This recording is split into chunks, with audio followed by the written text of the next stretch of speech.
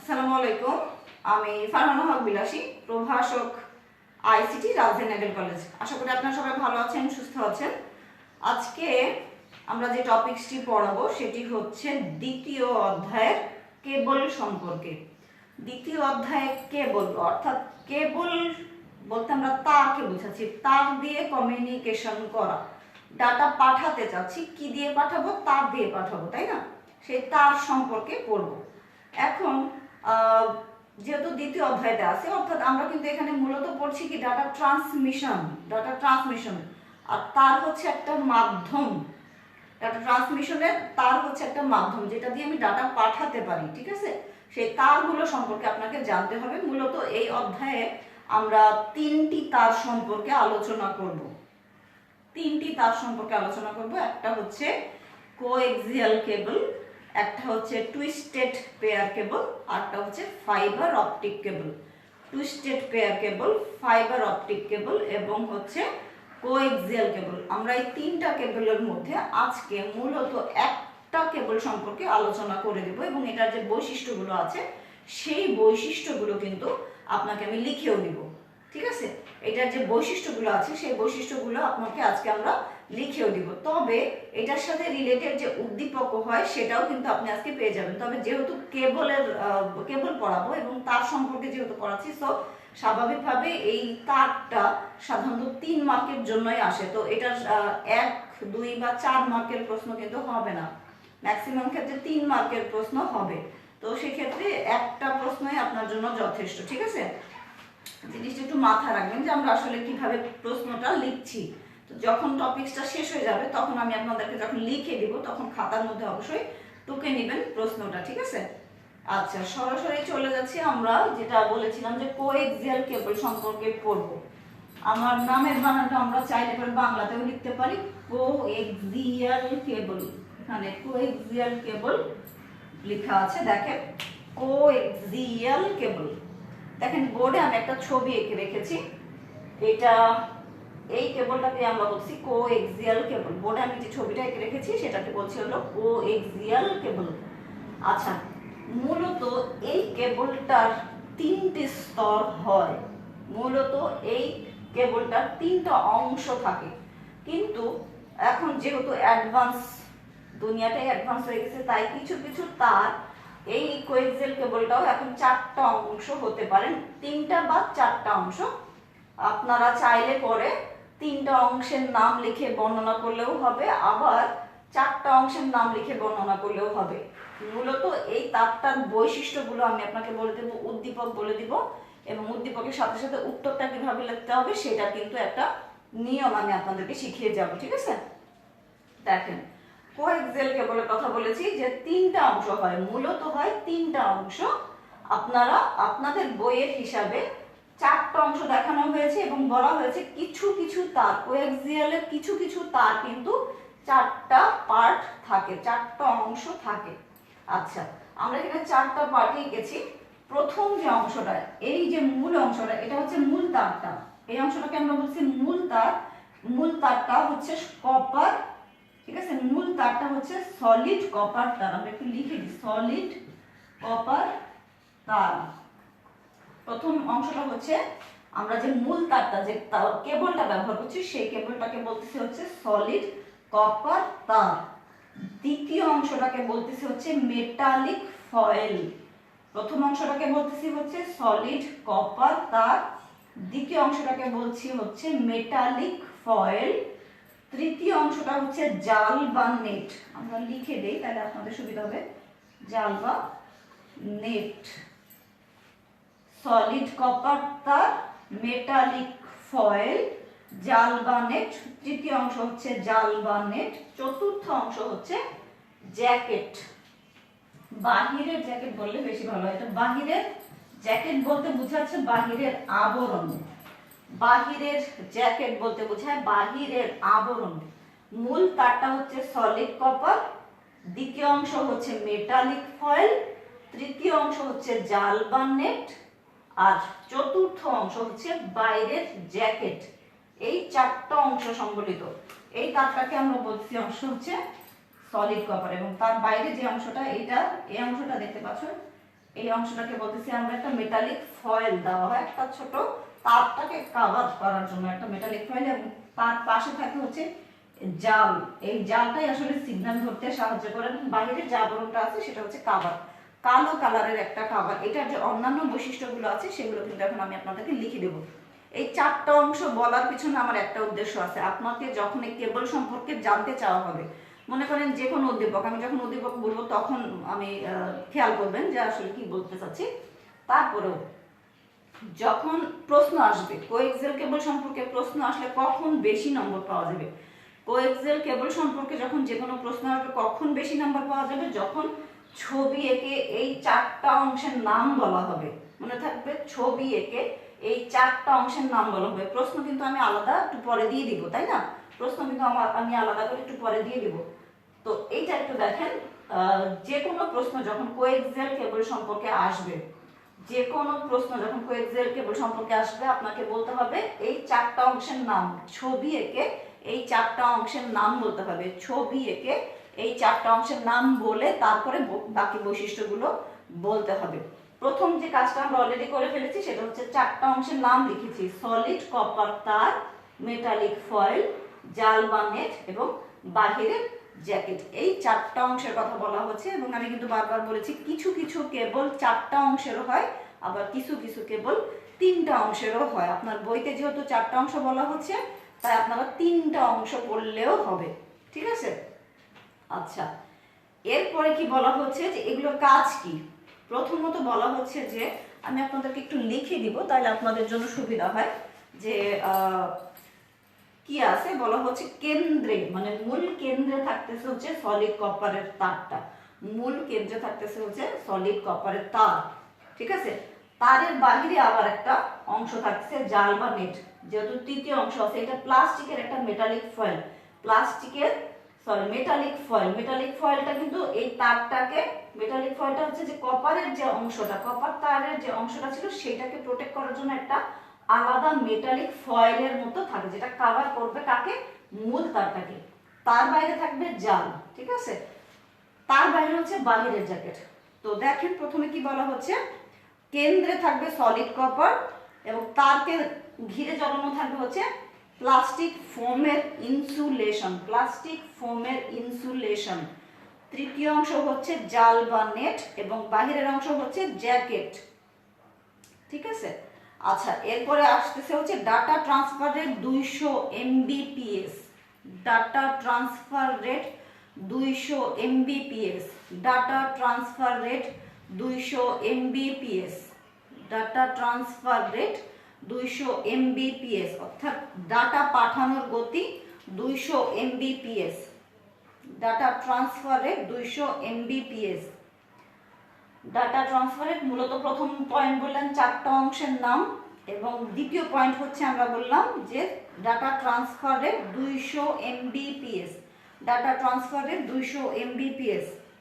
Signal loss কম হয়, এই কেবলটাতে সিগন্যাল লস কম হয়, এই কেবলটাতে সিগন্যাল লস কম হয়, সিগন্যাল লসের পরিমাণ কম, সিগন্যাল লসের পরিমাণ কম, সিগন্যাল লসের পরিমাণ কম, ঠিক আছে? তারপরে বলা হচ্ছে 500 মেগাহার্জ ফ্রিকোয়েন্সিতে ডিজিটাল ও অ্যানালগ ডাটা পাঠানো হয়। 500 মেগাহার্জ ফ্রিকোয়েন্সি, 500 মেগাহার্জ ফ্রিকোয়েন্সিতে ডিজিটাল ও অ্যানালগ ডাটা পাঠানো হয়। ফ্রিকোয়েন্সি, ফ্রিকোয়েন্সি হচ্ছে আমরা বলি একটা কমপ্লিট সাইকেল, একটা ফ্রিকোয়েন্সি, এইরকম একটা কমপ্লিট সাইকেল হচ্ছে এক ফ্রিকোয়েন্সি। একটা ডাটা যেটা পাঠাচ্ছি এইখান থেকে এইটুকু, আবার এইখান থেকে এইটুকু, এক ফ্রিকোয়েন্সি, এক সাইকেল ফ্রিকোয়েন্সি, এক সাইকেল ফ্রিকোয়েন্সি। এটা হচ্ছে অ্যানালগ, অ্যানালগের কথা বলা হচ্ছে। অ্যানালগটা, অ্যানালগ ডাটাটা এরকম হয়, এক সাইকেল ফ্রিকোয়েন্সি, ঠিক আছে? একটা সাইকেল ডাটা, এক ডাটা, এইটুকু ডাটা, ঠিক আছে? ফ্রিকোয়েন্সি 500 মেগাহার্জ ফ্রিকোয়েন্সিতে ডিজিটাল ও অ্যানালগ ডাটা পাঠানো যায়। 500 মেগাহার্জ ফ্রিকোয়েন্সিতে গতি বোঝানো হচ্ছে। এটা যদি এক সাইকেল হয় তাহলে 500 সাইকেল, বুঝাচ্ছি? একটা সাইকেল ফ্রিকোয়েন্সি যদি এটা হয় তাহলে 500 মেগাহার্জ ফ্রিকোয়েন্সি বলা হচ্ছে। মেগাহার্জ ফ্রিকোয়েন্সি ঠিক কতটা ফাস্ট, বুঝতে পারতেছেন? 500 মেগাহার্জ ফ্রিকোয়েন্সিতে ডিজিটাল ও অ্যানালগ ডাটা পাঠানো যায়। 500 মেগাহার্জ ফ্রিকোয়েন্সিতে ডিজিটাল ও অ্যানালগ ডাটা পাঠানো হয়। ট্রান্সমিশন লস কম হয়, সিগন্যাল ট্রান্সমিশন লস কম হয়।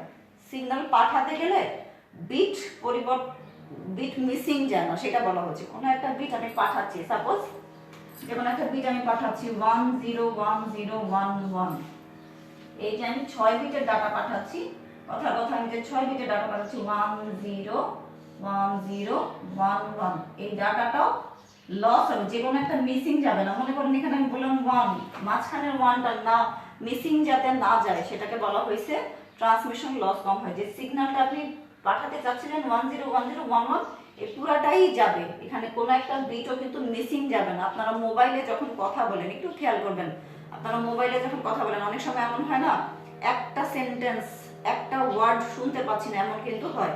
অনেক সময় মোবাইলে কথা বলতে গেলে হঠাৎ করে একটা শব্দ মিসিং যায়, তাই না? এটা হচ্ছে সিগন্যাল লস হওয়া বা ট্রান্সমিশনের মধ্যে একটা ডাটা মিস যাওয়া। ট্রান্সমিশনের মধ্যে একটা ডাটা মিস যাওয়া, মোবাইলে যখন আপনারা কথা বলেন একটা হয়তো শব্দ শুনতে পাচ্ছেন না, ওয়েদার খারাপ করার কারণে হোক বা সিগন্যালের প্রবলেমের জন্য হোক বা যে মোবাইল অপারেটর ব্যবহার করতেছেন তাদের কোনো টেকনিক্যাল প্রবলেমের কারণে হোক বা আপনার মোবাইলের কোয়ালিটির উপর ভিত্তি করে হোক, যে কোনো একটা মিসিং যায়, সেই মিসিংটাই বলা হচ্ছে ট্রান্সমিশন লস। ঠিক আছে? একটা বিট, একটা ওয়ার্ড, একটা ডিজিট, একটা সেন্টেন্স মিস গেলে সেটা, ঠিক আছে, বলা হচ্ছে ট্রান্সমিশন লস কম হয়। সিগন্যাল লস কম হয়, ট্রান্সমিশন লসও কম হয়। সিগন্যাল লসও কম হয়, ট্রান্সমিশন লসও কম হয়। দামে সস্তা হয়, দামে সস্তা হয়, ঠিক আছে, দামে সস্তা হয়। কেবল টিভি নেটওয়ার্কে ব্যবহৃত হয়, কেবল টিভি নেটওয়ার্কে ব্যবহৃত হয়। কেবল টিভি নেটওয়ার্ক বলতে কি বোঝায়? কেবল টিভি নেটওয়ার্ক বলতে বোঝাচ্ছে যে আপনার বাসায় যে ডিশের তারটা ব্যবহার করা হচ্ছে, ডিশ কানেকশন, আপনার বাসায় যে ডিশ কানেকশনের জন্য যে তারটা ব্যবহার করা হচ্ছে সেই তারটাকে আমরা বলতেছি হচ্ছে কোএক্সিয়াল কেবল। আপনার বাসায় যে ডিশের তার ব্যবহার করা হচ্ছে সেই তারটাকে বলছি হচ্ছে কোএক্সিয়াল কেবল। ডিশের তার হিসেবে যে কেবলটা ব্যবহার করা হচ্ছে সেটাই কিন্তু কোএক্সিয়াল কেবল। আপনারা যারা ছেলে স্টুডেন্ট আছেন তারা কিন্তু অনেকে কেটে কুটে বাসায় এরকম ডিশের তার জোড়া টোড়া লাগায় কেবলটা টিভিতে লাগায় দেয়, অনেক সময় প্রবলেম হয় না? তো দেখা যায় ছেলেরা এই কাজগুলো করে। তো ছেলেরা এই জিনিসটা হয়তো দেখছে, হয়তো মেয়েদের চোখে পড়বে না, তবে ছেলেদের এটা পড়বে, ছেলেরা এই জিনিসগুলো দেখে, ঠিক আছে? এরপরে আরো দু একটা যদি বৈশিষ্ট্য আমি বলি, সেটা হচ্ছে যে কেবল টিভি নেটওয়ার্কের কথা আমরা বললাম যে কেবল টিভি নেটওয়ার্ক আমরা ব্যবহার করি, তাই না? এছাড়া আর কি কি আছে? যেমন বৈজ্ঞানিক গবেষণায় বিভিন্ন ল্যাবরেটরিতে এই ধরনের তার ব্যবহার করা হয়। বৈজ্ঞানিক গবেষণায় বিভিন্ন ল্যাবরেটরিতে এই তারটি ব্যবহার করা হয়ে থাকে। বৈজ্ঞানিক গবেষণায় এই কেবলটি ব্যবহৃত হয়ে থাকে। বৈজ্ঞানিক গবেষণার ল্যাবরেটরিতে এই তারটি ব্যবহৃত হয়ে থাকে, ঠিক আছে? বৈজ্ঞানিক গবেষণায় এই তারটি ব্যবহৃত হয়ে থাকে, ল্যাবরেটরিতে এই তারটি ব্যবহৃত হয়ে থাকে, ঠিক আছে? আচ্ছা, এই তার দুই প্রকারের হয়, এই তারটা হয় দুই প্রকারের, থিন নেট এবং থিক নেট। এই তারটা হচ্ছে দুই প্রকারের, একটা হচ্ছে থিন নেট আর একটা হচ্ছে থিক নেট। এটা হচ্ছে দুই প্রকার, কোএক্সিয়াল কেবল হচ্ছে দুই প্রকারের, একটা হচ্ছে থিন নেট আর একটা হচ্ছে থিক নেট। একটা হচ্ছে থিন নেট এবং আরেকটা হচ্ছে থিক নেট। এই কেবলটা হচ্ছে দুই প্রকারের, একটা হচ্ছে থিন নেট আর একটা হচ্ছে থিক নেট, ঠিক আছে? আচ্ছা, থিন নেট বলতে কি বোঝাচ্ছে? থিন নেট বলতে বোঝাচ্ছে, আপনারা বুঝতে পারছেন, শব্দ শুনে বুঝে যাচ্ছেন থিন নেট কি বোঝাচ্ছে। থিন নেট হচ্ছে পাতলা ধরনের, একটু চিকন, পাতলা ধরনের চিকন, সেজন্য এই তারটাকে বলা হচ্ছে থিন নেট। একটু পাতলা হালকা, হ্যাঁ, একটু পাতলা এবং হালকা ধরনের, সেজন্য এটাকে বলা হচ্ছে থিন নেট। দুই রকমের হয়, থিন নেট এবং থিক নেট, তাই না? প্রথমটা যেটা বললাম থিন নেট, অর্থাৎ সেটা হবে পাতলা, এবং এটার আরেকটা নাম আছে 10/2। 10/2 এই কেবলটার আরেকটা নাম আছে, সেটা হচ্ছে থিন নেট যে কেবলটা, সেটাকে আরেকটা নাম বলা হচ্ছে 10/2। 10/2 বলতে কিভাবে দেখি, এইখানে লিখি 10/2, বলে, 10^2 নামেও পরিচিত। ঠিক আছে, 10^2 এইভাবে লিখতে হবে, 10^2। ঠিক আছে, 10^2 নামেও পরিচিত। এবং আমরা এই তারটা দিয়ে সর্বোচ্চ 185 মিটার পর্যন্ত 10 মেগাবাইট ডাটা পাঠাতে পারবো। 185 মিটার পর্যন্ত এই কেবলটা দিয়ে 185 মিটার পর্যন্ত ডাটা পাঠাতে পারবো। এই কেবলটা দিয়ে 185 মিটার পর্যন্ত ডাটা পাঠাতে পারবো। এই কেবলটা দিয়ে 185 মিটার পর্যন্ত ডাটা পাঠাতে পারবো এবং 10 মেগাবাইট ডেটা পাঠানো সম্ভব। 10 মেগাবাইট, সর্বোচ্চ 10 মেগাবাইট পর্যন্ত ডাটা পাঠানো সম্ভব এবং 185 মিটার পর্যন্ত কিন্তু কভার করতে পারবে। 185 মিটার পর্যন্ত ডাটা পাঠানো যাবে এবং হচ্ছে 10 মেগাবাইট ডাটা পাঠানো যাবে। এরপরে বলা হচ্ছে থিকনেট।